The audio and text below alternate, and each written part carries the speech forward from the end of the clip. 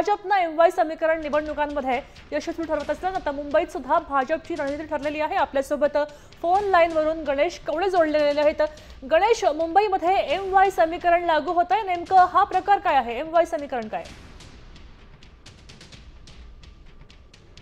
मध्ये आणि महाराष्ट्रामध्ये देखील याचा विधानसभेला फायदा झालेला पाहायला मिळतो आणि त्याच पार्श्वभूमीवर आता मुंबई महानगरपालिकेसाठी भाजपकडून हे MY समीकरण राबवण्यात येणार आहे। MY म्हणजे महिला आणि युवक यांची मतं मिळवण्यासाठी हे भाजपचं एक नवीन समीकरण आहे, ते तयार करण्यात आलेलं आहे। यामध्ये विशेष करून महिला आणि युवकांची मतं आपल्याकडे आकर्षण करण्यासाठी एक वेगळं विंग देखील आहे ते भाजपकडून तयार करताना पाहायला मिळतं आणि यामध्येच कुठेतरी ही मोर्चे बांधणी आहे ती मोठ्या प्रमाणामध्ये कशी करता येईल यासाठी भाजपची ही रणनीती आहे ती सुरू झालेली पाहायला मिळते। त्यामुळे या MY समीकरणाचा आता मुंबई महानगरपालिकेमध्ये कशा पद्धतीने फायदा होतो हे देखील येणाऱ्या काळामध्ये आपल्याला स्पष्ट होताना पाहायला मिळेल।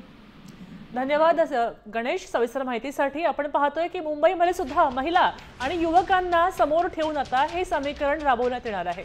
बिहार नंतर पुन्हा मुंबईमध्ये हाच फॉर्म्युला वापरला जातोय।